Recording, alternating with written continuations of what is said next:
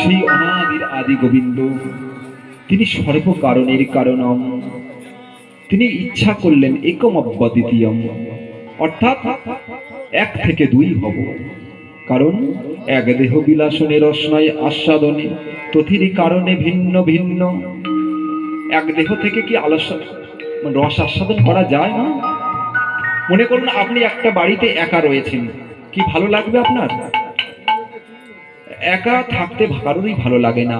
তাই ভগবানও চিন্তা করছেন, আমি এই জগৎ স্রষ্টা, আমি স্বয়ং ভগবান হয়েছি, কিন্তু আমারও একা একা ভালো লাগে না। কারণ তিনি ভক্তাধীন ভগবান। ভগবানের ভগবত্তা পূরণ হয় যদি ভক্ত থাকে। ভক্ত না থাকলে ভগবানের ভগবত্তা পূরণ হয় না। একে অপরের পরিপূরক। ভগবান থাকলে ভক্ত থাকবে, আর ভক্ত থাকলে ভগবান থাকবে। তিনি চিন্তা করছেন, আমি একা কিভাবে রস আস্বাদন করব? আমার ইচ্ছা হয়েছে আমি একম দ্বিতীয়ম, আমি এক বই দুই নয়, কিন্তু আমি আজ থেকে এক থেকে দুই হব। কারণ আমার সৃষ্টি রস আমি আস্বাদন করব। ভগবানের ইচ্ছা হলেন। তাই সেই অনাদির আদি গোবিন্দ গোলকের হরি ভগবান শ্রীকৃষ্ণ তাই নিজের বিলাসের জন্যে নিজের বাম অঙ্গ থেকে রাধারানীকে সৃজন করলেন। হে শ্রীমতী রাধে, হে শ্রীমতী রাধে, তুমি যাও পুরুষ প্রকৃতির আধারে, আমি যাব পুরুষের আধারে। উভয়ের মিলন রস আস্বাদনে হবে আমাদের মিলন। জগতে যত দুটি মাত্র জাতি থাকবে, সে মানুষ হতে পারে, যে কোনো প্রাণী কুল হতে পারে। সেই যে কোনো প্রাণী কুলেও নারী আছে, পুরুষ আছে। তাহলে সেই ভগবত্তা শক্তি সূক্ষ্ম রূপে প্রকৃতির মধ্যে তিনি তার বাম অঙ্গ থেকে শক্তি বাহির করে প্রকৃতির মধ্যে প্রবেশ করালেন, এবং তিনি স্বয়ং গিয়ে পুরুষের মধ্যে প্রবেশ করলেন। তখন রাধারানীকে বললেন, হে রাধারানী, তুমি যাও। কারণ আমি যে সর্বভূতে সর্বঘটে ঘটে ঘটে বিরাজে রাম, আত্মা অন্তর্যামী রূপে পুরুষ প্রকৃতির মধ্যে লীলা বিহার করতে ভালোবাসি। কারণ সর্বব্রহ্মময়ং জগৎ, সর্বব্রহ্মময়ং জগৎ, আমি সর্বভূতের মধ্যে বিরাজ করি। তাই মহতত্ত্বের ভগবান অহং তত্ত্বে কারণ নবে মায়াজল সৃষ্টি করে যোগ নিদ্রায় অনন্ত সাহিত হলেন। পঞ্চভূত ক্ষিতি অক্তেজ মরুদ্ভূমকে আশ্রয় করে অনন্ত সাহিত আছেন ক্ষীরোদ সাগরে। ভগবানের পদ্ম গর্ভে সৃষ্টির উদ্ভবে প্রথম এলেন সেই পদ্মের মধ্যে ব্রহ্মা। অনন্ত সাই নারায়ণ তার নাভি কমল থেকে উত্থিত সেই পদ্মের উপরে ব্রহ্মা উৎপত্তি হয়ে চিন্তা করছেন, ব্রহ্মা কে আমি কোথা থেকে এলাম? চারিদিকে তো জল, চারিদিকে শুধু জল আর জল। ব্রহ্মা চিন্তা করছে আর চারিদিকে অন্বেষণ করছে। পদ্মের উপরে এক একটি দলের উপরে পদ রেখে রেখে বিচরণ করছে, এক একটি দলের উপরে পদ রেখে বিচরণ করছে। ব্রহ্মা চিন্তা করছেন, কে আমি কোথা থেকে এলাম? আমার স্রষ্টা কে? এইভাবে যখন চারিদিকে অন্বেষণ করছে আর নিজের সৃষ্টির স্রষ্টাকে চিন্তা করছেন, তখন হঠাৎ করে সেই সমুদ্রে ঢেউয়ের প্রলয়ে তপ তপ শব্দ ব্রহ্মার কর্ণগোচর। কারণ ভগবান চিন্তা করছেন, ব্রহ্মা আমাকে বাহির থেকে অন্বেষণ করছে। না না ব্রহ্মা, বাহির থেকে অন্বেষণ করলে কেউ আমাকে পাবে না। সুতরাং আমার এই সৃষ্টির জলরাশিতে আমি তোমাকে ঢেউয়ের যে তপ তপ শব্দ তোমার কর্ণগোচর করালাম। ব্রহ্মা সেই ঢেউয়ের তপ তপ শব্দ যখন কর্ণগোচর হলো ব্রহ্মার, তখন চিন্তা করলেন, ও আমাকে তপস্যা করতে হবে। সঙ্গে সঙ্গে ব্রহ্মা স্থিত হলেন। অষ্টদল পদ্মেতে হয় ব্রহ্মার স্থিতি। ব্রহ্মা নাভি কমলে অষ্টদল পদ্মে বসে আছেন। বসে চিন্তা করছেন, আমাকে তপস্যা করতে নির্দেশ করেছেন। মনে হয় যে স্রষ্টা তিনি আমাকে এই শব্দকে অনুভূত করালেন, আমাকে তপস্যা করতে হবে। এইভাবে শতবর্ষ তপস্যা করার পর ভগবান শ্রীহরি তাকে দর্শন দিলেন। দর্শন দিয়ে বলছেন, হে ব্রহ্মা, তুমি আমার তপস্যা করছো, আমি তোমার তপস্যায় সন্তুষ্ট হয়েছি। ব্রহ্মা ভগবান শ্রীহরিকে দর্শন করে বলছেন, হে ব্রহ্মা, হে ভগবান, আমার স্রষ্টা কে? ভগবান তখন বলছে, শোনো ব্রহ্মা, তুমি আদিতে ছিলে, এখন আছো, বর্তমানেও থাকবে। তুমি একমাত্র সৃষ্টিকর্তা ব্রহ্মা। শোনো ব্রহ্মা, তোমার জগতে কি জন্য তোমাকে এনেছি? তুমি জগতে জীবগণ সৃষ্টি করো। আমি তোমাকে এই 5টি মুখ্য উপাদান তোমাকে দিচ্ছি, ক্ষিতি অপ তেজ মরুদ্বম। এই পঞ্চ উপাদান তোমাকে দিচ্ছি, তুমি এই পঞ্চ উপাদান দ্বারা জগতে জীবগণ সৃষ্টি করো। আর আমি সেই জীবগণের মধ্যে গিয়ে ঘট ঘট বিরাজেরাম আত্মা অন্তর্যামী রূপে পুরুষ প্রকৃতির মধ্যে লীলা বিহার করব। এই বলে ব্রহ্মাকে উপদেশ দিয়ে তিনি অন্তহিতে হয়ে চলে গেলেন। ব্রহ্মা ভগবান শ্রী হরি দেওয়া সেই পঞ্চমুখ্য উপাদান ক্ষিতি অপ্তেজ মরুদ্বম নিয়ে তপস্যা করতে লাগলেন। 100 বর্ষ তপস্যা করার পর সেই পঞ্চ তত্ত্ব থেকে পঞ্চ তন্মাত্র বাহির করলেন। কি কি না, ক্ষিতি অপ্তেজ মরুদ্বম, এই ভগবানের দেওয়া মূল তত্ত্ব।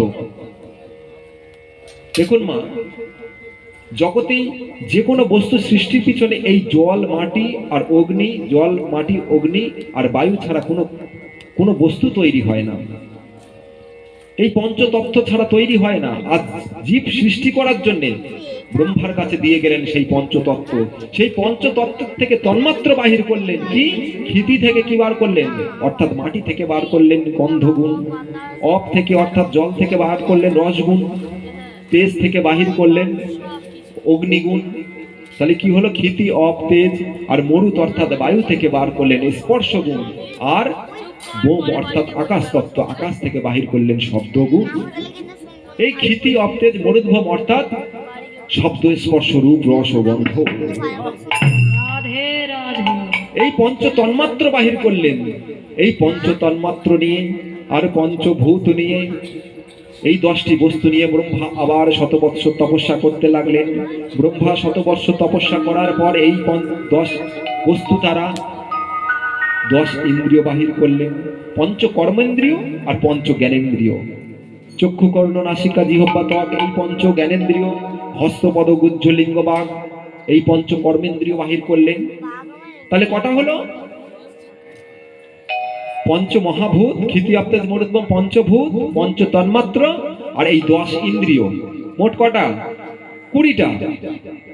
তাহলে এইবারে এই 20টা বস্তু নিয়ে ব্রহ্মা আবার 100 বছর তপস্যা করছে। তপস্যা করতে করতে ব্রহ্মার অন্তঃকরণ থেকে 4 অন্তঃকরণ বার করলেন। কি, মন বুদ্ধি চিত্ত আর অহং।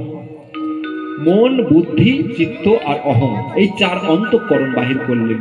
তাহলে এই 20টা আর এই 4টে 24টা, এই 24 তত্ত্বে হয় এই মানব দেহের গঠন। রাধে রাধে। এই মানব দেহকে গঠন করা হয়েছে এই 24 তত্ত্ব দ্বারা। ভগবান একে একে সমগ্র তত্ত্ব, পঞ্চতত্ত্ব, পঞ্চ তন্মাত্র, 10 ইন্দ্রিয় এবং 4 অন্তঃকরণ যখন একে একে মিলিত করছেন, মিলিত করতে করতে সুন্দর এক পুরুষ তৈরি হলো। সুন্দর পুরুষ তৈরি হলে, দেখতে খুব সুন্দর এক পুরুষ তৈরি করলেন, কিন্তু ব্রহ্মা দুঃখিত হলেন। সে কি, ভগবানের আদেশে আমি এত বৎসর তপস্যা করে, আমি যে এত পরিশ্রম করে যে এক পুরুষ তৈরি করলাম, আমাকে ভগবান ভার দিয়ে গেছে সৃষ্টি কার্য করবার জন্য, আমি সৃষ্টি করলাম একটি মাত্র পুরুষ। সে পুরুষ তো চলছে না, এ মানব দেহ তো চলছে না, এ তো কথা বলছে না, এ কেমন করে কথা বলবে? হে ভগবান, তোমার দেওয়া কথা বোধহয় আমি রাখতে পারলাম না হয়তো। বিষাদিত চিত্রে ব্রহ্মা আবার তপস্যায় রত হলেন। 100 বৎসর তপস্যা করার পর ভগবান শ্রীহরি দর্শন দিলেন। ভগবান শ্রীহরি দর্শন দিয়ে বললেন, বলো ব্রহ্মা, আমাকে কি জন্য আহ্বান করেছো? ব্রহ্মা বলছেন, করজনে হে প্রভু, হে কৃপাময়, তোমার দেওয়া পঞ্চভূত নিয়ে, তোমার দেওয়া পঞ্চ বস্তু নিয়ে আমি যে এতদিন পরিশ্রম করে যে একটা মানব দেহ গঠন করেছি, হে প্রভু, সেই মানব দেহটা তৈরি করেছে, কিন্তু প্রভু এই মানব দেহতে যে চলছে না, এ তো নড়ছে না, এ যে কথা বলছে না। ভগবান বললেন হাস্যবদনে, হে শোনো ব্রহ্মা, তুমি একমাত্র সৃষ্টিকর্তা, চালানোর মালিক আমি। যতক্ষণ না পর্যন্ত ওই জীব দেহে আমি দিয়ে সূক্ষ্ম আত্মা রূপে অধিষ্ঠিত না হব, ততক্ষণ পর্যন্ত সেই জীব চলবে না। রাধে রাধে। শোনো ব্রহ্মা, তুমি এইভাবে অনন্ত জীবগণ সৃজন করো, অনন্ত জীবগণ সৃজন করো। আমি সূক্ষ্ম আত্মা রূপে সমস্ত জীব দেহে বসে ঘট ঘট বিরাজেরাম আত্মা অন্তরে জামি রূপে আমি লীলা বিলাস করব। আজ ভগবান অন্তর্হিত হলে ব্রহ্মা আনন্দে জীবগণ সৃষ্টি কার্য করছে। ভগবানের সৃষ্টি আর আমাদের সৃষ্টি কিন্তু একই আধারে। আমাদের আমাদের যে কারণ নাবে, আমাদের কারণ আজ্ঞা চক্রে যে আজ্ঞা চক্রে যে ভগবানের আমাদের ইচ্ছা শক্তি কাম যখন মিলিত হয়, আমাদের সমস্ত দেহের যে জীব শক্তি বীজ শক্তি যখন কাম শক্তিকে ক্ষোভিত করে, তখন কি হয়? জীব শক্তি বীজ শক্তি যখন আমাদের দেহের কামকে ক্ষোভিত করে, তখন পুরুষের দেহে খণ্ড প্রলয় ঘটে এবং প্রকৃতির দেহ খণ্ড প্রলয় ঘটে। তখন পুরুষের কাম শক্তি গিয়ে মাতৃ রজকে ক্ষোভিত করে, নাকি মাতৃ গর্ভে যখন প্রবেশ করে পুরুষের সত্তা, তখন মা হয়, সেই রমণী হয় জননী, সেই রমণী হলো জননী। আজ সে জননী প্রাপ্ত হয়ে তার গর্ভে ধারণ করে সন্তান, সন্তান ধারণ করে এইভাবে 1 মাস 2 মাস করে সপ্তম মাস পর্যন্ত গর্ভে থাকে। গর্ভে কিভাবে থাকে? গর্ভে ব্রহ্মা অবস্থান করে সপ্তম মাস পর্যন্ত মায়ের সেই খাদ্য মা যা আহার করে, যা খাদ্য খায়, সেই সব খাদ্য মায়ের নিঃশ্বাস প্রশ্বাস দিয়ে জল মাটি আকাশ অগ্নি বায়ু মা যা খায় সেটাই সন্তানের আহার, নাকি? মা নিঃশ্বাস নিলে তবে সন্তান নিঃশ্বাস নেয়। মা যা ভাবনা করে সেটাই সন্তানের ভাবনা, তাই চিন্তা। তাহলে সেই মায়ের খাদ্য মায়ের সমস্ত মনোভূমি দিয়ে সেই সন্তানকে গঠন করেন ব্রহ্মা। সপ্তম মাস পর্যন্ত সুন্দরভাবে একটা কিবা নারী কিবা পুরুষ তৈরি করেন মাতৃগর্ভে। সপ্তম মাস যেই হয়ে গেল সন্তানের ঊর্ধ্বপদে হেষ্টমুণ্ডে যখন আমরা ভগবানকে কাতর প্রার্থনা করি, তখন ভগবান এসে চৈত্য শক্তি দান করেন। সপ্তম মাসে এসে আমরা থাকি ঊর্ধ্বপদে হেষ্টমুণ্ডে। শাস্ত্র বলছেন, আমি তো আর দেখতে যাই না মা, আপনারাও দেখতে যান না, কিন্তু শাস্ত্র বাক্য বিশ্বাস করতে হবে, শাস্ত্র বাক্যে বিশ্বাস। তবে এখন জানা যাচ্ছে অবশ্য বিজ্ঞানের উপায় আল্ট্রাসোনোগ্রাফি করে, নাকি? তাহলে ভগবান সপ্তম মাসে এসে সেই শঙ্খ চক্র গদা পদ্মধারী ভগবান এসে চরণের উপরে চরণ রেখে শিশুর মুখে বদন দিয়ে বলেন, কৃপা শক্তি সঞ্চার করে সূক্ষ্ম আত্মার দান করে জীব চলতে থাকে, জীব চেতনা প্রাপ্ত হয়। জীব চেতনা পেয়ে ভগবান শঙ্কর চক্র গদা পদ্মধারী ভগবানকে দেখে কাতর স্বরে প্রার্থনা করে বলে, হে প্রভু, পুনরপি জননম পুনরপি মরণম পুনরপি জননী জঠরে শয়নম নানা জনি ভ্রমন্তি জন্ম মৃত্যু পুনঃ পুনঃ, এই আসা যাওয়া অবগাহ থেকে আমাকে মুক্তি করো প্রভু। হে প্রভু, আমি এই যন্ত্রণা আর সহ্য করতে পারছি না, এই গর্ভ যন্ত্রণা আর সহ্য করতে পারছি না প্রভু। এই কৃমিকীট দংশন, এই মায়ার অন্ধকারের জায়গায় আমি থাকতে পারছি না। এই অন্ধকার কুঠুরি থেকে আমাকে উদ্ধার করো। ভগবান হাস্যবদনে বলেন, শোনো শোনো জি, তোমাকে উদ্ধার করার জন্য, তোমাকে মুক্তি দেওয়ার জন্য এই দেব দুর্লভ মনুষ্য জন্ম দিয়েছি। হে জি, তুমি মনুষ্য জনিতে জন্মগ্রহণ করেছো, 84 লক্ষ জনি ভ্রমণ করে একাকিনী আজ দেব দুর্লভ মনুষ্য জন্ম পেয়েছ।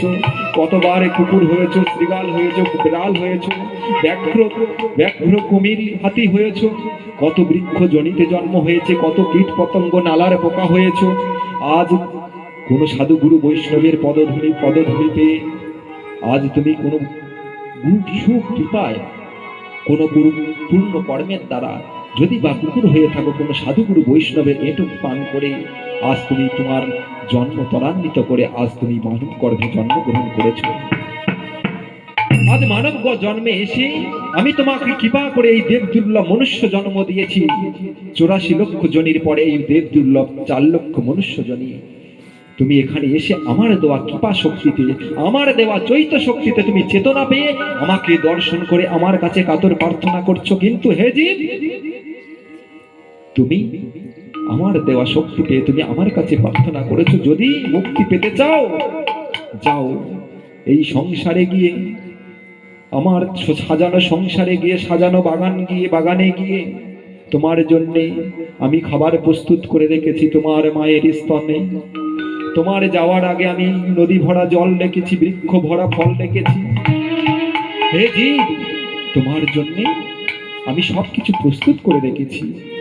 তুমি যাও গিয়ে এবারে গিয়ে আমার স্বরূপ তত্ত্ব জেনে, এই যে আমার কাছে প্রার্থনা করছো, এইভাবে আমার কাছে প্রার্থনা করবে। আমার স্বরূপ তত্ত্ব জেনে, আমার কাছে কাতর প্রার্থনা করে আমার স্বরূপ তত্ত্ব জেনে আর আমার সাধনা করে তবেই আমাতে এসে পৌঁছবে, তবেই তুমি মুক্তি লাভ পাবে। মুক্তি লাভ পেতে গেলে একমাত্র ভগবানের স্বরূপ তত্ত্ব জেনে ভগবানের সেবা সাধনা করলে তবেই মুক্তি। স্বরূপ জানতে হবে। আমরা যে ভগবানের স্বরূপটা জানলাম কিছুক্ষণ পূর্বে, সেই স্বরূপ তত্ত্বটা কিছুটা অবগত হতে হবে। ভগবান কি রূপে থাকেন, ভগবান কোন বস্তু, ভগবান কোথায় থাকেন, সেগুলো জানতে হবে। ধীরে ধীরে আমরা প্রতিদিন একটু একটু করে জানবো, জানার চেষ্টা করব। তাই ভগবানের কাছে আমি কথা দিয়েছি, হে প্রভু, তুমি এই কৃপা করে মানব জন্ম দিয়েছো, আমি গিয়ে এবারে গিয়ে আমি তোমার নাম করব, তোমার সেবা করব, আমি সাধুগুরু বৈষ্ণবের সেবা করব। আমার এই গর্ভবাস যন্ত্রণা থেকে মুক্ত করো। প্রভু তাকে কৃপা আশীর্বাদ করে সেখান থেকে অন্তরিত হয়ে চলে যায়। ধীরে ধীরে নবম মাস, দশম মাসে আমরা ভূমিষ্ঠ হই। সন্তান ভূমিষ্ঠ হয়, হয়ে পড়ে পর্যন্ত কাঁদে। যখন সন্তান হয়েছে মানুষ আনন্দ করে, কিন্তু সেই সন্তান তখন কাঁদে। সন্তান কাঁদে, মা তখন হাসে, নাকি মা? সন্তান কাঁদে, পিতা হাসে, পরিত্রীয় পরিজন সবাই হাসে তখন। কিন্তু এ কান্না কিসের কান্না? এই যে বিয়োগের কান্না। যে শঙ্খ চক্র গদা পদ্মধারী যে প্রভুকে দর্শন করেছি আমি মাতৃগর্ভে, এখানে এসে তাকে আমি দর্শন করতে পারছি না। সে কাঁদতে থাকে, চমকে উঠতে থাকে, ক্ষণে ক্ষণে চমকে ওঠে। কোথায় সে প্রভু? মাঝে মাঝে দর্শন পায়। আস্তে আস্তে যখন মা স্তন মুখে দেয়, আত্মীয় পরিজনরা আসে, যখন মুখে একটু মিষ্টি, অনেকে মিছরির পুটলি মুখে দেয়, এইভাবে যখন আস্বাদ পায়, এই জগৎ প্রপঞ্চের আস্বাদন পায়, জগতের প্রপঞ্চের হাওয়া গায়ে লাগে, আস্তে আস্তে ধীরে ধীরে আমাদের দেহতনু বাড়তে থাকে। যখন বাড়তে থাকে আস্তে আস্তে আমি এটা খাবো না ওটা খাবো, এটা নেব না ওটা নেব, চাহিদা বাড়তে থাকে। এইভাবে বাড়তে বাড়তে শুধু আমার আমার আমার আমার করতে থাকি। তখন আমার বলতে শুধু এই জগতের নশ্বর বস্তু আমার হয়ে যায়, অবিনশ্বর বস্তু সেই ভগবান পর হয়ে যায়। তাই ভগবানের কাছে কথা দিয়ে এসে আমরা ভুলে গেলাম। জীব নিত্য কৃষ্ণ দাস, জীব তাহা ভুলি গেল, সেই দোষে মায়া পিশাচি তার গলায় বাঁধিল। সেই দোষে মায়া পিশাচি তার গলায় বাঁধিল। কাম ক্রোধের দাস হইয়া মায়ার লাথি খায়, নাকি? কাম ক্রোধের দাস হইয়া মায়ার লাথি খায়, ভ্রমিতে ভ্রমিতে যদি সাধু বৈদ্য পায়, তার উপদেশ মন্ত্রে মায়া পিশাচি পালায়। কৃষ্ণ ভক্তি পায় তবে কৃষ্ণের নিকটে যায়। রাধে রাধে। ঠান্ডায় কি আপনাদের কি বদনে কষ্ট হচ্ছে নাকি? বলুন তো। বলো রাধে রাধে রাধে রাধে রাধে রাধে। আমার সময় থাকতে হরি বলো, থাকলে হরি, নইলে বলা আর হবে না। আমার সময় থাকতে,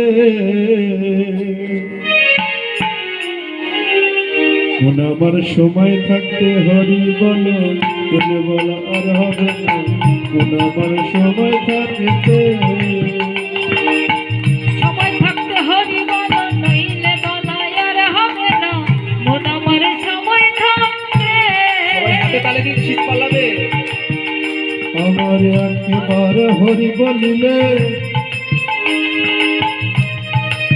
হরি বল তাই গৌর হরি বল হরি বল। পরমানন্দ ধামে চল নয় আমার, চল নয়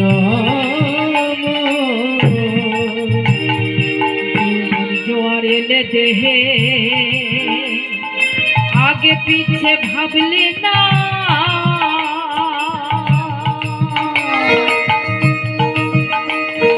জন্ম নিলে মরতে হবে সে কথাটি জানলে না, সে কথাটি জানলে না।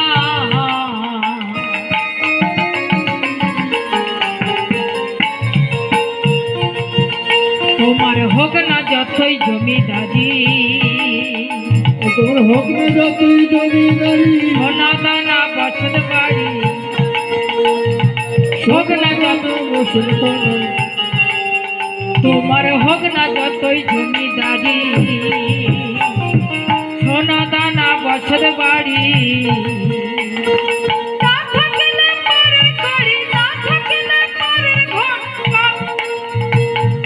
পার ঘটাতে পার পাবি না। আমার সময় থাকতে হরি বলো নইলে বলা আর হবে না। আমার সময় থাকতে আমার সময় থাকতে আমার সময় থাকতে কৃষ্ণ ভজিবার তরে সংসারেতে আইন, মিছে মায়ায় বদ্ধ হয়ে বৃক্ষ সম হইল। আমরা এসেছি কি জন্যে? কৃষ্ণ ভজিবার তরে, এসে কৃষ্ণ ভজন করবার জন্য সংসারে এসেছি নাকি? শুধু তো সংসার করতে আসেনি, সংসার করতে এসেছি কি শুধু? মা সংসার কাকে বলে? সংসার কাকে বলে? হ্যাঁ, সংসার ও ইতি সংসার ও চলতি পরবর্ততি ইতি সংসার ও চলতি ইতি পরিবর্ততি, সরে সরে যায় তাই সংসার সব সময় অবিরত চলতে থাকে। পরিবর্তনই সংসারের নিয়ম, চলতি ইতি পরিবর্ততে সংসার, পরিবর্তনই হচ্ছে সংসারের নিয়ম। তাহলে যেমন সংসারের নিয়ম পরিবর্তন, তেমনি আমাদের এই দেহের নিয়মও পরিবর্তন। তাই এর নাম রাখা হয়েছে শরীর। শরীর কেন নাম রাখা হয়েছে? 6 প্রকার দশায় শীর্ণ হয় বলিয়া নাম রাখা হয়েছে শরীর। একবার শিশুকাল, বাল্যকাল, পৌগণ্ডকাল, কৈশোরকাল, তারপরে প্রৌঢ়কাল, তারপরে বৃদ্ধকাল। এই 6 প্রকার দশায় শীর্ণ হয় বলিয়া নাম রাখা হয়েছে শরীর। পরিবর্তন কিনা? পূর্বে এই ঘর ছিল না, এখন বর্তমানে আছে, ভবিষ্যতে থাকবে না নাকি? এই দেহ পূর্বে ছোট ছিল, এখন বড় হয়েছে, পরে আরো ছোট হয়ে যাবে, তারপরে থাকবে না। কোনো কিছু চিরস্থায়ী নয়, আমরা সকলে জানি নাকি? জগৎ মিথ্যা আর ভগবান সত্য। জগতে মা দুটো শব্দ সত্য, দুটি শব্দ সত্য। কি? একটা হচ্ছে জন্ম আর একটা হচ্ছে মৃত্যু। এই দুটোর বাইরে আর কোনো কিছু সত্য নয়। জন্মিলে মরিতে হবে, অমরকে কোথা রবে। জন্ম যখন হয়েছে, মৃত্যু হবেই। আমরা সংসারে যখন এসেছি, প্রস্থান একদিন নিতেই হবে। আগমন যখন হয়েছে, প্রস্থান হবেই হবে, এতে কোনো সন্দেহ নাই মা। যতক্ষণ আমরা এসেছি, মানব জন্ম পেয়েছি, কেন এসেছি, কোথায় ছিলাম, কোথায় এলাম, কিছুদিন পরে যাব বা কোথায়, কোথায় যাব আমরা ঠিকানা জানি? ঠিকানা জানি? যার যা বয়স আছে, নির্দিষ্ট বয়স বাড়ে না কমে, ধীরে ধীরে কমে আসছে। নির্দিষ্ট একটা টাইম দিয়েছিল ভগবান, একটা বয়সের মাপকাঠি দিয়ে দিয়েছে। সেই নির্দিষ্ট মাপকাঠি কারো 60, কারো 70, কারো 80। সেই মাপকাঠিটা আস্তে আস্তে মাপ থেকে কমতে থাকছে। 80 বছর যদি হয়, একটা বছর যাওয়া মানে আমরা আনন্দ করি, বাজি বাজনা করে আমরা নববর্ষ পালন করার চেষ্টা করি, কিন্তু আমরা একটাবারও ভাবি না আমাদের এই দুর্লভ মনুষ্য জন্ম থেকে একটা বৎসর সরে গেল। হে প্রভু, আমি এ বছরে তোমার নাম করতে পারলাম না। আমার এই মূল্যবান জীবন থেকে একটা বছর পরমায়ু সরে গেল প্রভু। আমি তোমার সাধন করতে পারলাম না, ভজন করতে পারলাম না। আমি তোমার বৈষ্ণব গণের সাধু গুণের চরণ ধুলি আমি মস্তকে মাখতে পারলাম না।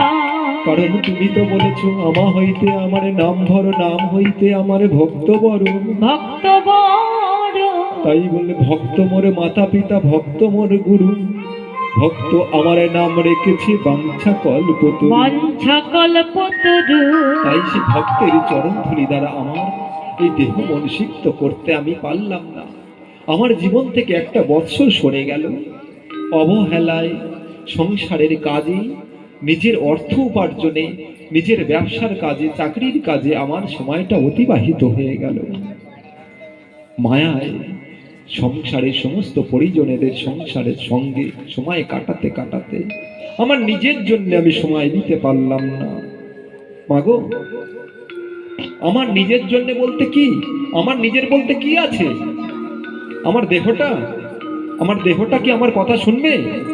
আমার দেহটা আমার কথা শুনবে না। আমার ইচ্ছা আছে ওই জায়গায় যাব, আমি হরিবাসরে যাব, কিন্তু আমার চরণ আর চলছে না। মন চললেও চরণ চলছে না। আমার যখন হরি কথা শুনবার মতো ইচ্ছা হয়েছে, তখন আমি শুনতে পাচ্ছি না, কারণ কর্ণ আমার কাজ করছে না। আমি যখন অপরূপ ভগবানের সৌন্দর্য দর্শন করব ভাবছি, তখন আমার নয়নের দৃষ্টিশক্তি কমে গেছে। সময় থাকতে থাকতে আমি এই বস্তুগুলোর সৎ কাজে ব্যবহার করিনি, আমার ইন্দ্রিয়গুলোকে সৎ কাজে ব্যবহার করেনি। কত মূল্যবান একটা একটা ইন্দ্রিয়, চক্ষু, কর্ণ, নাসিকা, জিহ্বা, ত্বক, সমগ্র ইন্দ্রিয় এক একটি কত মূল্যবান মায়েরা, ভাবুন নাকি? আপনাকে বলবো, আমি আপনাকে 5 লক্ষ টাকা দেবো, একটা নয়ন তুলে দেবেন আমাকে? আপনার অনেক, মনে করুন একজন দুঃখী মানুষ, তার কাছে আমি বলছি তোমার কিডনিটা আমাকে দেবে, আমি তোমাকে 2 লক্ষ টাকা দেবো, সেও দিতে চাইবে না। কারণ ভগবান এক একটি আমাদের কাছে সম্পদ হিসেবে দিয়েছে, এক একটি ইন্দ্রিয়গণ। তাহলে এই অমূল্য সম্পদ ইন্দ্রিয়, এই ইন্দ্রিয়গুলো ঢাকা আছে যার মধ্যে, সেই ইন্দ্রিয়গুলো বিকল হয়ে যাবে যে বস্তু না থাকলে। আমি করি বুঝিতে না পারি, আমাতে আছে কোন রতন, কোন শক্তি বলে বেড়াই চলে ফিরি, কার অভাবে হবে এই দেহের পতন। এই দেহের মধ্যে সেই আমি বস্তু চলে গেলে তখন কেবাকার নিশার স্বপন, নাকি মায়েরা? যাকে আমি বলি, আমার গাড়ি, আমার বাড়ি, আমার ঘর, আমার বাড়ি, আমার স্ত্রী, আমার পতি, আমার পুত্র, নাকি? কিন্তু আমি করি, আমিটা কোন জায়গায়? এ তো হাত, এটা পা, এটা বক্ষ, এটা নয়ন। তাহলে প্রতিটা বস্তুর নাম আছে, তাহলে আমি কোন জায়গায়? ভিতরের অংশ কর্তন করলে, ডাক্তারের কাছে গেলে সব এক একটি করে নাম পাওয়া যাবে। বই বিজ্ঞান সম্মত এক একটি নাম আছে, এক একটি পার্সেল। কিন্তু আমিটা কোন জায়গায়? সেই কোন বস্তু বলে আমি চড়ে বেড়াচ্ছি। মনে করুন আপনি টিভি দেখছেন, টিভি দেখতে দেখতে হঠাৎ করে এমন একটা মানে ঘটনা হচ্ছে, আপনার মন, সম্পূর্ণ মন আর পায়ের পাশে কে বসে আছে আপনার খেয়াল নাই, হঠাৎ করে কারেন্ট চলে গেল। যেই না কারেন্ট চলে গেল, আপনি কি বলবেন? যা, কারেন্ট যাওয়ার এই সময় হলো, একটু আগে যেতে পারলো না, একটু পরে যেতে পারলো।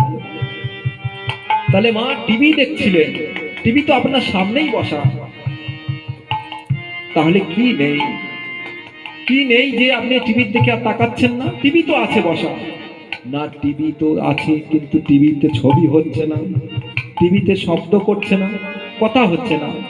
এই দেহরূপ টিভি আছে, টিভির মধ্যে যে কথা বলছে, যে হাত পা নেড়ে ছবি করছে, সে কে? এই টিভিটাকে চালাচ্ছিল বিদ্যুৎ। আমরা টিভির রস উপভোগ করি, এই টিভির মধ্যে যে যে বিষয়গুলো আমাদের উপরে তুলে ধরে আমরা সেই বিষয়বস্তুগুলো আমরা লক্ষ্য করি, কিন্তু কিসের দ্বারা চলছে আমরা কোনোদিন ভাবি না। যে এই বিদ্যুৎ না থাকলে এই টিভিটা চলতো না, তারের মধ্যে যে বিদ্যুৎ থাকে বিদ্যুতের খবর আমরা রাখি না। এই দেহটা চলছে তেমন, কথা বলছে বদন দিয়ে, ভেতরে কে বলাচ্ছে, কে করাচ্ছে, কে নাড়াচ্ছে, সেই বিদ্যুৎরূপী আত্মার খবর আমরা রাখি না। তাই বলছি, প্রাণহি ভগবান ঈশ, প্রাণ বিষ্ণু পিতামহ, প্রাণনে ধার্যতে লেখো সর্ব প্রাণময় জগৎ। তাহলে কি হলো, আজ আমরা এসেছি শুধু এই সংসার, জগৎ সংসার এসেছি কৃষ্ণ ভজন করবার জন্য, কৃষ্ণ ভজন করবার জন্য এসেছে, কিন্তু কৃষ্ণ ভজন করছি না। কৃষ্ণ ভজন করতে গেলে কি লাগবে জানো? আমরা যখন জন্মগ্রহণ করেছি আমরা ভগবানে গেছি ভুলে, ভগবানকে যখন ভুলে গেছি, কিন্তু আমরা যদি ভগবানকে ভুলে গেলাম কিন্তু ভগবান আমাদের ভোলেনি মা। জীবের নিস্তার লাগে নন্দসুত হরি, ভুবনে প্রকাশ হলেন গুরু রূপ ধরি। ভগবান আমাদের উপরে কৃপা করে গুরু রূপ ধারণ করে তিনি জগতের জীবের উদ্ধারের জন্য ঘরে ঘরে ঘুরে বেড়াচ্ছেন। মাগো, গুরুচরণ আশ্রয় করে ভগবানের স্বরূপ তত্ত্ব জেনে যদি কেউ ভজন করে তবে সেই জীব মুক্তি পেয়ে যায়। আচ্ছা, আপনি বলবেন এবার ভগবানকে ভালোবাসবো, তাহলে এর মাঝখানে আবার গুরুকে আনবো কেন? নাকি মা, এর মাঝখানে দীক্ষা নেওয়ার কোনো প্রয়োজন আছে? আমার এত কিছু আছে, আমি কেন একজন সন্ন্যাসীর চরণ আশ্রয় করতে যাব? অপর একজন, তার কেউ আমার চেনা নেই, পরিচয় নেই, তার চরণ কেন আশ্রয় করতে যাব? আমাদের মনে হতেই পারে ভগবান আছে, ভগবানকে আমি বিগ্রহ আনবো, পূজা করব, তারকে সেবা করব, তাতেই প্রসন্ন হবে। কিন্তু এই প্রশ্নটা এসেছিল বিশ্বজয়ী বিবেকানন্দেরও, এই প্রশ্ন এসেছিল। রামকৃষ্ণ ঠাকুরকে ডেকে ডেকে বলছেন, ঠাকুর আমরা ভগবানকে ডাকবো, তাই এর মাঝখানে আবার গুরু ধরার কাজটা কেন আসলো? আবার মাঝখানে আমি একটা মারফত নিতে যাচ্ছি, কারণ আমি একাই যাব, আমার কি সাহস নাই যাওয়ার? আমি কেন গুরু ধরতে যাব মাঝখানে? ঠাকুর রামকৃষ্ণদেব তখন বলছেন, আরে দেখ দেখ নরেন, ওই গঙ্গা দিয়ে কি ভেসে যাচ্ছে, কি ভেসে যাচ্ছে? বলে ওটা ঠাকুর, ওটা স্টিমার যাচ্ছে। বলে ওটা পিছনে ওটা কি? বলে ওটা একটা ডিঙি নৌকা। বলে স্টিমারটা হলদিয়া যেতে কতক্ষণ সময় লাগবে? বলে তা ঘন্টা 5 লাগবে। তখন বলছে, আচ্ছা তাহলে ওই ডিঙি নৌকাটা? বলে ও যদি 5 ঘন্টা লাগে, ইয়ে তো কম করে 15 ঘন্টা লাগবে, 15 কি 20 ঘন্টা লাগবেই তো বটেই, আজ সারাদিন লেগে যেতে পারে। আচ্ছা বল নরে, যদি ওই ডিঙি নৌকাটা যদি এবার ওই স্টিমারের পিছনে লাগিয়ে দেই, বন্ধন করে দেই, তাহলে যেতে স্টিমারের কত, ডিঙি নৌকাটা যেতে কত সময় লাগবে? বলে ঠাকুর এই কথা কেউ জিজ্ঞাসা করে? ওই স্টিমার যতক্ষণে পৌঁছবে এই ডিঙি নৌকাও ততক্ষণে পৌঁছবে। বলে আমি তো বুঝেছি, তুই তো বুঝিস না। আমি বুঝেছি, তুই তো বুঝিস না। তাহলে তখন বিবেকবান বিবেকানন্দ বুঝে ফেললেন যে ঠাকুরের কাছে আমি প্রশ্ন করেছি যে গুরুচরণ কেন আশ্রয় করব, বুঝে নিলেন। স্টিমার রূপী গুরু, গুরুচরণ কেউ যদি আশ্রয় করে তারা তরিয়ে যাওয়ার ভয় থাকে না। গুরু যদি পার হয়ে যায়, শিষ্যকে সঙ্গে নিয়ে পার হয়ে যায়। তাই গুরুচরণ আশ্রয় করতেই হবে। গুরুচরণ আশ্রয় না করলে ভগবানের সঙ্গে সম্বন্ধ হবে না। আপনি মেয়েকে বিবাহ দেবেন, পুত্রকে বিবাহ দেবেন, এখন সহজে বিয়ে হবে না। যা ছোট নদীর পাড়ে গিয়ে যা নিজেরা নিজেরা করতে পারবে তাতেই হবে, আর না হলে কি ওই মাঝখানে একজন ঘটক রাখতে হবে নাকি? যোগমায়া ছাড়া কোনো লীলা পূর্ণ হয় না ভগবান কৃষ্ণের। তিনিই হচ্ছেন মাধ্যম, গুরুরূপী। রাধা গোবিন্দের মিলনে পর্যন্ত, পরম ভগবানের মিলনে পর্যন্ত যোগমায়া আশ্রয় করিয়ে ভগবান দেখিয়ে দিলেন গুরুর প্রয়োজন আছে। যত যত অবতার গ্রহণ করেছেন, ভগবান কৃষ্ণের চন্দনের গুরু ছিল না? সন্দীপনী মুনি, কৃষ্ণ বলরাম গিয়ে সন্দীপনী মুনির কাছে শিক্ষা অধ্যয়ন করেছে। রামচন্দ্র লক্ষণ তারা কি করলেন? গুরুচরণ আশ্রয় করে। রাজপুত্র তো বাড়ি তো একটা শিক্ষক রাখতে পারত, ও হবে না। নির্দিষ্ট সময়ে গিয়ে সন্ন্যাসী বেশ পরিধান করে রাজ পরিবেশ পোশাক ত্যাগ করে গুরুর কাছে গিয়েছিল। কার কাছে? বশিষ্ঠ মুনির কাছে গিয়ে থেকে গুরুচরণ আশ্রয় করে তবে শিক্ষা অধ্যয়ন করে তবে আবার রাজ্যে ফিরেছে। চৈতন্য মহাপ্রভুকে দেখুন, চৈতন্য মহাপ্রভু ঈশ্বরপুরীর কাছ থেকে দীক্ষা নিয়েছেন, আবার রামকৃষ্ণদেবকে দেখুন, রামকৃষ্ণদেব তোতাপুরীর কাছ থেকে দীক্ষা নিয়েছে। যত যত মহাজন ভগবান সবাই গুরুচরণ আশ্রয় করে দেখিয়ে দিয়েছেন, হে জগতের জীব, আমি যদি ভগবান হয়ে গুরুচরণ আশ্রয় করি তোমা হেন জগতের জীব, তাহলে মুক্তি প্রাপ্ত করবার জন্য কেন গুরুচরণ আশ্রয় করবে না? কারণ জগতের জীবে শিক্ষা দেওয়ার জন্য ভগবান অবতার হন। তাহলে গুরুচরণ আমাদের আশ্রয় করতেই হবে। যে কোনো এক গুরুচরণ আশ্রয় করে নিন। কেউ যদি অনুকূল ঠাকুরে থাকেন তাতেই থাকুন, সৎ পথ ধরে থাকুন, তার কথা উপদেশ পালন করুন। কেউ রামকৃষ্ণ থাকলে রামকৃষ্ণ ধরুন, যে কোনো একটা পথমত ধরুন, তাতেই মুক্তি হবে। কারণ আমরা হচ্ছে সনাতন ধর্মী। সনাতন ধর্মী, সনাতন একটা বট বৃক্ষ। বট বৃক্ষের যেমন বিভিন্ন শাখা প্রশাখা আছে, এক একটি সম্প্রদায় ওরকম এক একটি শাখা প্রশাখা। আপনি যে শাখায় থাকেন না কেন, আমরা সেই এক বৃক্ষেরই সন্তান নাকি? কেউ ভিন্ন নয়, সবাই এক। সবাই আমরা সনাতনী। আর জাতপাত, আমাদের এখন জাতপাতকে পরিত্যাগ করতে হবে। জাতপাত পরিত্যাগ করতে হবে। কারণ যেই ভজে, মহাপ্রভু বলছেন, যেই ভজে সেই বড়, অভক্তহীন ছাড়, কৃষ্ণ ভজনে নাই জাতি কুলাদির বিচার। কৃষ্ণ ভজনে কোনো জাত কুলাদির বিচার নাই। আপনি ব্রাহ্মণ হোক, আপনি ক্ষত্রিয় হন, শূদ্র হন, মুচি হন, ডম হন, চণ্ডাল হন, যেই হোক না কেন, যেই ভজন করে সেই বড় হয়ে যায়। যেই ভজে সেই বড়, অভক্তহীন ছাড়, সে ছাড়ে খাড়ে যায়। কৃষ্ণ ভজনের নাই কোনো জাতি কুল আদির বিচার। কারণ শাস্ত্রে বলছেন, জন্মানো যায়তে শূদ্র, সংস্কার দ্বিজ উচ্চতে, বেদ অভ্যাসে বিপ্র, ব্রহ্ম জানতে ব্রাহ্মণ। রাধে রাধে। যেতে হয় করে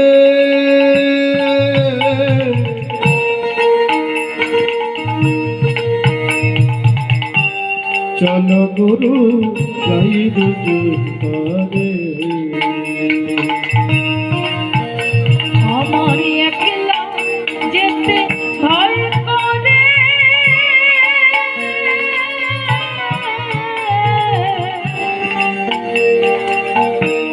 চলো গুরু যাই দুইজন পারে।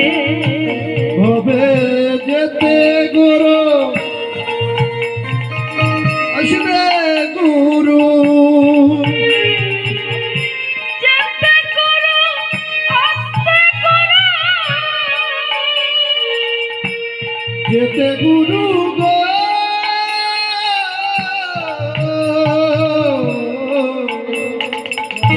যেতে গুরু আসতে গুরু। গুরু আমার কি করে, হরি বল হরি বল। চলো গুরু তাই গৌর হরি বল হরি বল। চলো গুরু যাই দুইজন পারে, আমার একলা যেতে ভয় করে,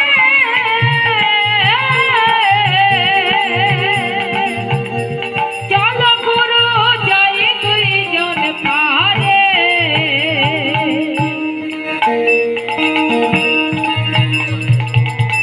দেহ ছিল শ্মশান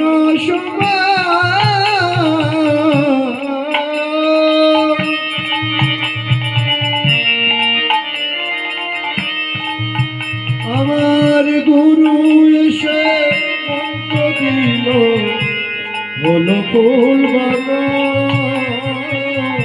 রাধে। শ্মশানের খবর ছিল। শ্মশান যখন গুরু এসে কর্ণে মন্ত্র দিল, দিওতে পরম জ্ঞান, দিওতে পরম জ্ঞান, কিওতে পাপ কর্মানে, অজ্ঞান সেই অন্ধকার দূরীভূত করে দিল। গুরু আমার যখন কর্ণে মন্ত্র দিল, অজ্ঞান রাশি বিদরিত হয়ে আমার জ্ঞানের রাশি, জ্ঞানের আলো প্রকাশিত হলো। গুরু গো নিতাই গৌর হরি হরি বল। করে করে তালি। গুরু গো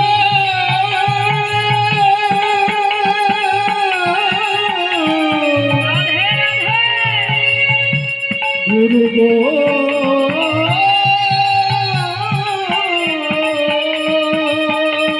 আমার দেহ ছিল ছছনা চাপা।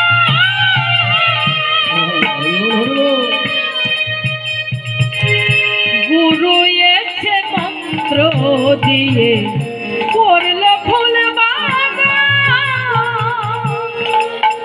আবার সেই দেহেতে ফুল ফুটেছে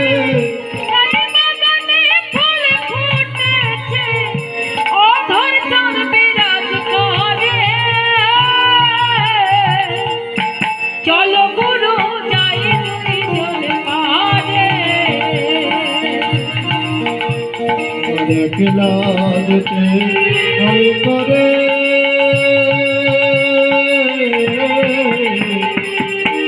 চলো গুরু যাই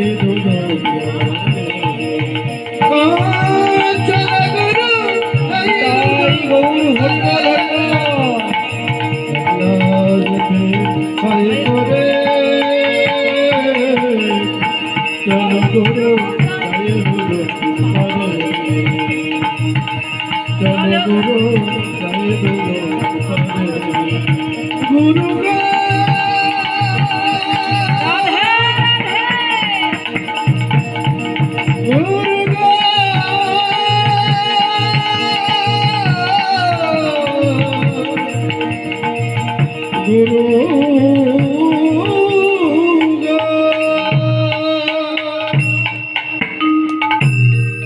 कैसे बोलो राधे राधे রাধে রাধে। শাস্ত্রে বললেন ব্রহ্মাণ্ড ভ্রমিতে ভ্রমিতে কোন ভাগ্যবান জীব গুরু কৃষ্ণ প্রসাদে পায় ভক্তি লতাবি ভক্তি লতাবে মালি হইয়া সেই বীজে করো আরোপণ শ্রবণ কীর্তন জলে করায় সিঞ্চন করয়ে সিংচন উপজিয়া বাড়ে লতা ব্রহ্মাণ্ড ভেদি যায় বিরোজা ব্রহ্মাণ্ড বেদি পরম ব্রহ্ম পায়। তাহলে কি হলো? ব্রহ্মাণ্ড ভ্রমিতে ভ্রমিতে কোনো ভাগ্যবান জীব গুরু আর কৃষ্ণের প্রসাদে ভক্তিলতা বীজ পেয়ে যায়। ব্রহ্মাণ্ড ভ্রমিতে ভ্রমিতে কেহ কোনো ভাগ্য তরেই সংসারের প্রবাহে জয়িছে কাষ্ট লাগে তীরে। মাগো, আমাদের নদীতে কত কিনা ভেসে যায়, কত কি ভেসে যায়, তাই না? কত কাঠের ভেলার ভেলা ভেসে যাচ্ছে, কত কি ভেসে যায়, স্রোতে ভেসে যায়, একবার অনুকূলে যায় আর একবার প্রতিকূলে ফিরে যায় নাকি? যদি সেই কাঠের ভেলাটুকু যদি কিনারার সঙ্গে সংস্পর্শে এসে যায় একবার, স্রোতের সঙ্গে কোনো সম্পর্ক থাকে না, থাকে কি? স্রোতের সঙ্গে থেকে সম্পর্ক বিচ্ছিন্ন হয়ে যায়। যদি প্রবাহ ঝড় আসে, কোনো ঝড় উঠেছে, তাহলে সেই ঝড়ে আবার খুলে যেতে পারে। তদ্রূপ আমরা এই মায়ার সংসারে, মায়ার নদীতে আমরা একবার আসছি আর যাচ্ছি, একবার জন্মাচ্ছি একবার মরছি নাকি? একবার জন্মাচ্ছি একবার মরছি, এই আসছি আর যাচ্ছি, এই আসা যাওয়ার আবগাহ ভেলা রূপে ভেসে চলেছি। কোনোদিন আমরা পরিত্রাণ পাইনি, একবার যাচ্ছি আর আসছি, জন্মাচ্ছি মরছি। কিন্তু গুরু কৃপার বলে ব্রহ্মাণ্ড ভ্রমিতে ভ্রমিতে আসতে যেতে যেতে যদি গুরুচরণ একবার আশ্রয় হয়ে যায়, গুরুচরণ কমল যদি একবার কিনারায় লেগে যায় আমাদের দেহ, তাহলে এই সংসার স্রোতের সঙ্গে আর সম্পর্ক থাকে না। থাকে কি মা? আর সম্পর্ক থাকে না। তখন ভগবানের চরণে মনোনিবেশ হয়ে যায়, সংসারকে অনিত্য বলে মনে হয়, ভজন সাধন শুরু হয়। কিন্তু সাবধান, প্রবাহ ঝড় আছে না, ঝড়ে যেমন কাঠের ভেলাটা হঠাৎ করে খুলে গেল, আবার পুনরায় স্রোতে ভাসতে থাকলো। গুরু চরণে মন দিয়েছেন, গোবিন্দ চরণে মন দিয়েছেন, প্রবাহ ঝড় আছে, কাম ক্রোধ লোভ মোহাম্মদ মাৎসর্যের ঝড় নাকি? এই ঝড় আমাদের দেহে ওঠে, মায়া মমতার ঝড়, কামনা বাসনার ঝড়। কামনা বাসনার ঝড়ে আমাদের মন ভগবান গুরু গোবিন্দের চরণ থেকে খুলে যায়। যদি একবার সেই কাঠের টুকরোটিকে কোনো সহৃদয় ব্যক্তি যদি তুলে নিয়ে যায়, চিরতরে মুক্তি পেয়ে যায়। যদি গুরু কৃপা করে সেই অধম জীবকে, শরণাগত জীবকে যদি একবার কৃপা করে তার কাছে টেনে নেয়, সে অধম জীব একবার উত্তম হয়ে যায়, সে চিরতরে মুক্তি পেয়ে যায়। আর 10 মিনিট কথা বলবো, তারপরে বিশ্রাম রাখবো। সুতমুনি বলছেন, শৌনকাদি মুনিদের নিকটে মহাভারতের যুদ্ধ শেষ হয়ে গেছে। দুর্যোধন ভীমের গদাঘাতে তার উরুভঙ্গ হয়ে গেছে। উরুভঙ্গ হয়ে দুর্যোধন যন্ত্রণায় ছটফট করছে কুরুক্ষেত্রের মাঠে। তখন দ্রোণপুত্র অশ্বত্থামা এসে তখন বলছে, ওহে বন্ধু, তোমাকে যে এই অবস্থা করলো, যে পঞ্চপাণ্ডব তোমাকে এই যন্ত্রণা দিল, অশ্বত্থামার বন্ধু হয়তো, বলছে তোমাকে যে যন্ত্রণা দিল, বলো তাদেরকে আমি কিভাবে শাস্তি দিতে পারি, তুমি কিসে খুশি হবে বলো। দুর্যোধন তখন বলছে, আমার চিরশত্রু ওই পঞ্চপাণ্ডবের মস্তক যদি কেটে এনে দিতে পারো, তবে বন্ধুত্ব হিসাবে তোমার সেরা উপহার দেওয়া হবে। আমি চাই তুমি দ্রৌপদীর পঞ্চপুত্রের মস্তক এনে দাও। অশ্বত্থামা বন্ধুর কথা রাখার জন্যে পাণ্ডব শিবিরে গেলেন। অন্ধকার সময়ে অশ্বত্থামা ভাবলেন, 5 পাণ্ডব শুয়ে রয়েছে, ভীম, অর্জুন, নকুল, সহদেব, 5 জন শুয়ে আছে। সেখানে ছিলেন পঞ্চপাণ্ডব ছিলেন না, দ্রৌপদীর 5 পুত্র শুয়েছিল। অশ্বত্থামা অন্ধকারে বুঝতে পারেনি। তরবারি দিয়ে সেই 5 সন্তানের মস্তক কেটে নিয়ে যখন দুর্যোধনের হাতে দিল, দুর্যোধন দেখে বললে, বন্ধু তুমি একই কাজ করেছো। আমি তোমাকে বলেছি পঞ্চপাণ্ডবের মস্তক কেটে আনতে, তুমি এনেছো আমাদের বংশের কুলতিলক দ্রৌপদীর 5 সন্তানকে এনেছো, একই কাজ করেছো। না, এটা তোমার করা উচিত হয়নি, আমাদের একমাত্র বংশের প্রদীপ। সকাল সময় যখন খবর গেল পঞ্চপাণ্ডব শিবিরে, পঞ্চপাণ্ডব সঙ্গে সঙ্গে ছুটে গেলেন অশ্বত্থামার কাছে। বুঝলেন অশ্বত্থামা আমাদের 5 পুত্রের মস্তক ছেদন করে নিয়ে গেছে। তখন অশ্বত্থামাকে ভীম, অর্জুন মিলে ধরে নিয়ে আসলেন। ধরে যখন আনলেন দ্রৌপদীর কাছে, দ্রৌপদী পুত্র বিয়োগে ক্রন্দন করছে। বলো দ্রৌপদী, বলো তোমার এই পুত্র হত্যাকারীকে আমরা কি শাস্তি দেব, বলো কি শাস্তি দেব, তুমি কি শাস্তি চাও বলো। ভগবান কৃষ্ণ তখন বলছে, ওহে অর্জুন, যে শিশু হত্যা করে, যে শিশু ব্রহ্মরূপ শিশুকে হত্যা করে, 5 শিশুকে, যারা অবলা শিশু, যারা নিরপরাধী শিশু, তাদেরকে হত্যা করেছে, এর একমাত্র শাস্তি হলো মৃত্যুদণ্ড। তুমি মৃত্যুদণ্ড দাও। দ্রৌপদী ভগবানের উপরে বলছে, না সখা, তুমি এমন কথা বলো না। আমি পুত্র বিয়োগে, আমি শোকাচ্ছন্ন, আমি মুহ্যমান, আমি দুঃখিত, আমি মাতৃহারা। আজ আমি মাতৃহারা হয়ে বুঝছি সন্তান হারানোর কি বেদনা। প্রতিশোধের আগুন হয়তো আমার বুকে জ্বলছে। জানো সখা, আমার পুত্র 5 পুত্রের মস্তক যখন নিয়ে গেল, আমার অন্তর জ্বলছে, কিন্তু আমি চাই না যে আমার যে পুত্র শোকের বেদনা আমি যে উপলব্ধি করছি, আর কোনো কেউ এমন পুত্র হারা শোক আর কেউ পাক। তোমাদের না গুরু, অর্জুনের দিকে তাকিয়ে বলছে, তোমাদের না গুরু হয় দ্রোণ পুত্র অশ্বত্থামা, তোমাদের গুরু ভাইকে হত্যা করে তোমরা পাপের ভাগে লিপ্ত হবে। না, আমি পুত্র শোক সয়ে নেব, কিন্তু আমাদের গুরু পত্নী অহল্যার শোক আমি সহ্য করতে পারবো না। অহল্যার শোক আমি সহ্য করতে পারবো না। ভগবান কৃষ্ণ চুপ হয়ে দাঁড়িয়ে রইলেন। দ্রৌপদী বলে যাচ্ছে, সখা, তোমরা মৃত্যুদণ্ড ছাড়া ওকে তোমরা যা করবে তুমি তাই আমরা মেনে নেব। তখন পঞ্চ পাণ্ডব তখন বললেন, ঠিক আছে। দ্রৌপদী যখন চাইছে, তারা ভাবলেন, যুধিষ্ঠির ভাবলেন যে একে আমাদের গুরুপুত্র। দ্রৌপদী বলছেন যে আমরা যদি অধর্ম করি, ধর্ম কার আশ্রয়ে থাকবে?